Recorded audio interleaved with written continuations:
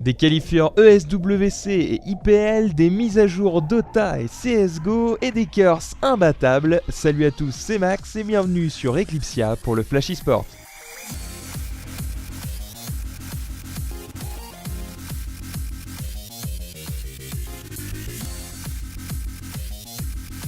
On démarre avec StarCraft 2 et la suite du championnat français de Millennium. Kenzie et Elvis rattrapent leur retard tandis que Fist prend son envolée avec ses 3 points d'avance au classement.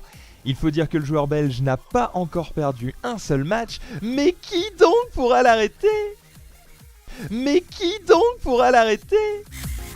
On poursuit avec du Shootmania et les qualifications pour l'ESWC. Les deuxièmes qualifieurs ont eu lieu hier et ce sont les équipes Köln et Millennium qui restent en lice pour la suite. Les Köln remportent quand même cette session avec un score de 3-0 face à Millennium. Ils avaient d'ailleurs déjà gagné le qualifieur 1 mais ont dû rejouer suite à un changement de roster. Ils rejoignent donc H2K et Imaginary Gaming au rang des qualifiés. Félicitations à eux. Pour ceux qui ne le savaient pas déjà, le joueur allemand Chiche vient gonfler les rangs d'Eclipsia. Il comble donc le vide laissé par Frantic suite à son départ et rejoint donc nos deux joueurs hollandais, GP et LeCame. Une équipe qui va mettre le feu aux poudres, rien n'est moins sûr. D'ailleurs, la suite des qualifieurs européens de l'IPL 5 se déroule ce soir. La line-up Millennium ainsi que notre line-up Eclipsia sont toujours en lice pour les quarts de finale. Souhaitons-leur bonne chance pour un ticket tout frais payé vers Las Vegas. Un peu de League of Legends maintenant avec la victoire hier soir dans nos belles contrées des Curse EU face au MYM lors de la LoL Strategy Cup. Nos invités de la première heure n'ont toujours pas été vaincus, mais qui donc pourra l'arrêter ? Counter-Strike Global Offensive a reçu une petite mise à jour avec 2-3 ajustements de gameplay et l'ajout des maps Our Monastery et de Vertigo. Sachez que les PM rapportent désormais 600$ à l'exception du P90 qui en rapporte 300 et que le prix des fusils à pompe a baissé de 300$.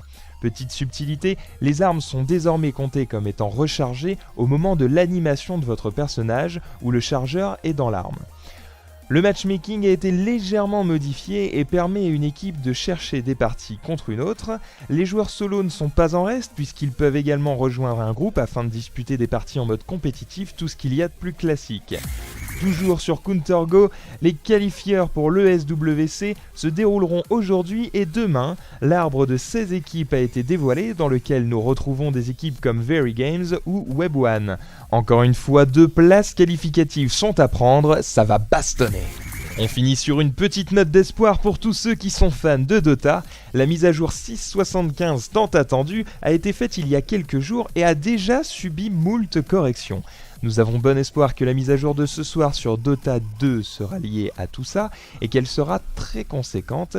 Après tout, Valve nous avait promis du lourd pour cette semaine et de toute façon c'est IceFrog qui s'en charge, mais qui donc pourra l'arrêter ? Voilà, le Flash eSport, c'est fini pour aujourd'hui, on se retrouve demain pour plus de news sur Eclipsia. Allez, tard plus.